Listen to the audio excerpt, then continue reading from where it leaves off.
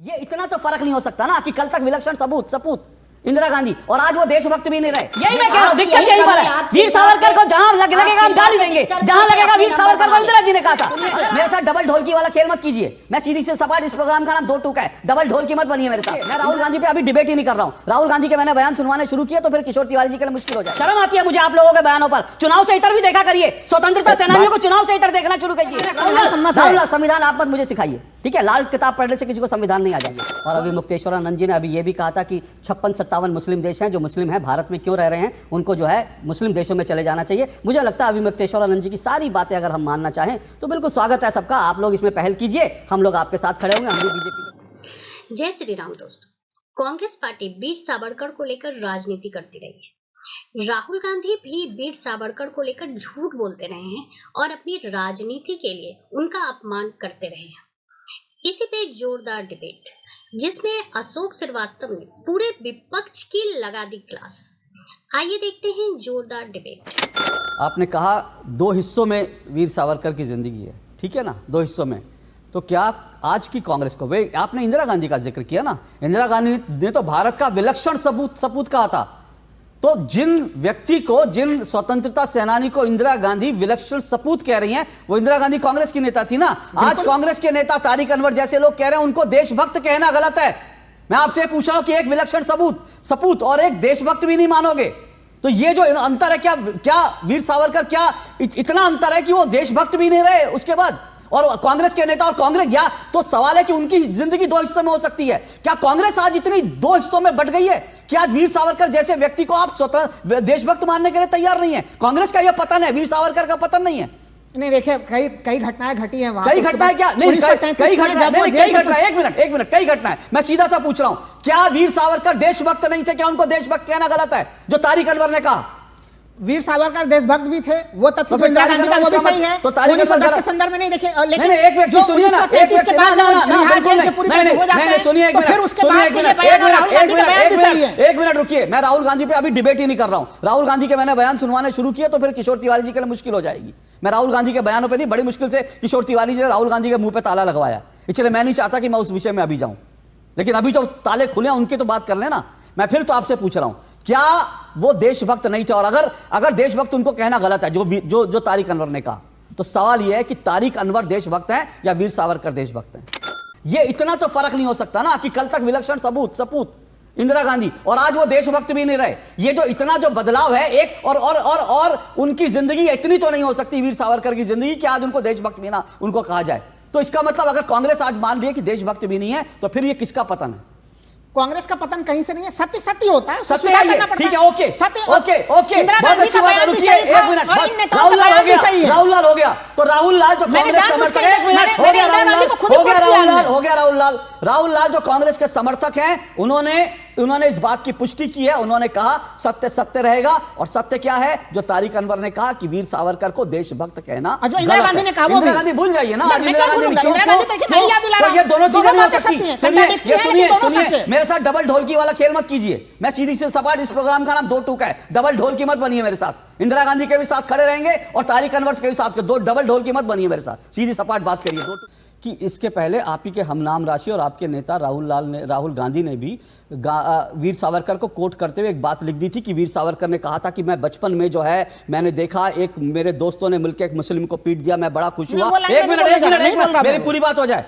और वो जो है राहुल गांधी का झूठ था। वीर सावरकर ने ना कहीं, एक मिनट रुकिए, मेरी बात पूरी नहीं हुई है। ना वीर सावरकर ने ऐसा कभी कहा था, ना वीर सावरकर ने कहीं ऐसा लिखा था। और आज भी राहुल गांधी उसको लेकर केस का जो उनके ऊपर जो डाला गया मुंबई की कोर्ट से, पुणे की कोर्ट से, आज भी भागते फिर रहे हैं, कोर्ट में नहीं जा रहे। तो किसी को कोर्ट करने से पहले ना सोच समझ के कोर्ट कीजिएगा। राहुल गांधी की तरह राहुल लाल भी कहीं झूठे ना साबित हो जाए। बिल्कुल नहीं, देखिए आपके कार्यक्रम में बिल्कुल तथ्यों के साथ रहता हूं। किसी को अवमानना के लिए हमारे ऊपर केस करना मानना कोई नहीं करेगा। राहुल गांधी इतना करते हैं, उनके ऊपर कुछ नहीं होता। मैं एक लाइन खाली जो मैं बोल रहा था, विज्ञान निष्ठ निबंध उनकी किताब है और उसके चैप्टर 1.5 में उन्होंने स्पष्ट तौर पे लिखा है कि गाय एक पालतू पशु हो सकती है, लेकिन ईश्वरीय तत्व सबसे महत्वपूर्ण है और उसके बाद जो बुद्धिमान है वो मनुष्य है। मनुष्य गाय को माता कैसे मान ले जब गाय जानवर श्रेणी में? ये उनका बयान है। बिल्कुल ठीक है, गाय पूजने के विरोध में। बिल्कुल ठीक है, ये मैं भी लाइन पढ़कर आ रहा हूं, लेकिन उसके बाद एक लाइन और मैं पढ़कर आ रहा हूं। आप फिर वही बात है ना, मीठा मीठा गप गप कड़वा। एक मिनट रुकिए, अब आपकी बात हो गई ना, मीठा मीठा गप गप कड़वा कड़वा थू थू, ये आप पे भी लागू होता है। उसके बाद उसी जगह पर उन्होंने आगे ये भी लिखा है कि गाय की जो हत्या करते हैं वो असुर हैं, वो राक्षसी प्रवृत्ति के राक्षस हैं, गाय की हत्या करने वाले। तो ये भी आप बोलिए कि गाय की हत्या करने वाले राक्षस असुर हैं? ये क्यों नहीं बोलते आप? ये लाइन उन्होंने लिखा है, लेकिन आगे की पंक्ति में जब आप ये लाइन उन्होंने लिखा है। मैं फिर लेकिन उसके आगे का पंक्ति में बता देता हूं। नहीं, आगे की पंक्ति में सुनिए, आगे की पंक्ति आगे की पंक्ति पीछे की पंक्ति नहीं होती, आगे की पंक्ति पीछे की पंक्ति नहीं होती ना, यही मैं कह रहा हूं। फिर आप कहेंगे एक लाइन और लिख के 2 लाइन, फिर उनकी किताब। मैं उनके, सुनिए ना, मैं उनके ऊपर निबंध लिखने के लिए बैठो ना आपको। सुनिए, नहीं, चूंकि अवधेश जी ने ये पूछा कि लोग इतिहास नहीं पढ़ते, मैं इतिहास पढ़ के आ रहा हूं। बिल्कुल नहीं, इतिहास के साथ में चीजों को आप निबंध लिखिए, मैं निबंध नहीं लिख रहा, अपने घर में निबंध लिखिए, मेरी 2 टूक में मैं तो केवल यही चीज कह रहा हूं कि महाराष्ट्र सरकार ने जो निर्णय लिया वो खुद सावरकर जी के निर्णय का विरोध किया है। एक मिनट रुकिए, महाराष्ट्र सरकार ने जो निर्णय लिया वो उस पर मेरी डिबेट नहीं है, और उसको लेकर के बीजेपी की ओर से बयान नहीं आया। आप लोग बहस को इधर उधर मत ले जाइए। ये बयान कांग्रेस के नेता का, और अभी मैंने आपको तारिक अनवर का बयान सुनवाया। अगर बीजेपी कोई बयान देती मैं बीजेपी करता। सवाल, कटघरे में इस वक्त कांग्रेस है, तारिक अनवर है, और कटघरे में कांग्रेस के सहयोगी हैं। कांग्रेस के तो इंदिरा जी वाली कांग्रेस तो है नहीं ना, ये तो राहुल गांधी की जो कांग्रेस है उसमें यही आवाज है। राहुल गांधी को चूंकि शरद पवार जी ने कहा था, जब लगातार बोल रहे थे कि महाराष्ट्र में उनका सम्मान है, आप उनका नाम इस ढंग से न लीजिए, तो राहुल जी ने बोलना बंद कर दिया। लेकिन कांग्रेस तो बोलती रहती है। 2019 के चुनाव के समय तो उसने एक बुकलेट जारी किया और इनको होमोसेक्सुअल तक कहा सावरकर जी को। तो वो तो अधिकृत कांग्रेस का इस समय का मत जो है वही गुंडूराव बता रहे हैं। अच्छा, झूठ भी बोल रहे हैं। मतलब सावरकर जी ने कहा गाय के मांस खाने के बारे में लिखा है? किसी किताब में बता दीजिए उन्होंने लिखा हो कि यह गाय का मांस खाना चाहिए और गाय का मांस जो है खाना, मतलब ये किस संदर्भ में कौन सी बात उन्होंने लिखी, कहां लिखी, उसको कहीं से भी सावरकर को बिना पढ़े हुए ये सारी बातें हो रही है। दूसरी बात जो है उनके देशभक्त को लेकर जो उठाई जाती है, 13 साल संजीव, 13 साल तो वो अंडमान निकोबार जेल में रहे लोग, मर जाते थे वहां, मलेरिया और कालाजार से मर जाते थे। रुकिए, नहीं, 11 में गए थे, 24 में निकले हैं। जल्दी।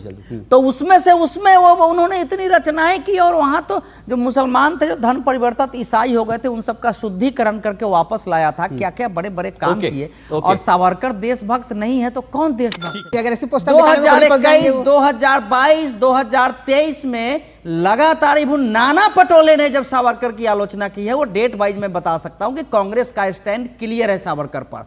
उद्धव ठाकरे जी कभी भी उसके खिलाफ उठ के खड़े हुए हो तो बताइए, आप उठ के क्यों नहीं खड़े होते हैं जी?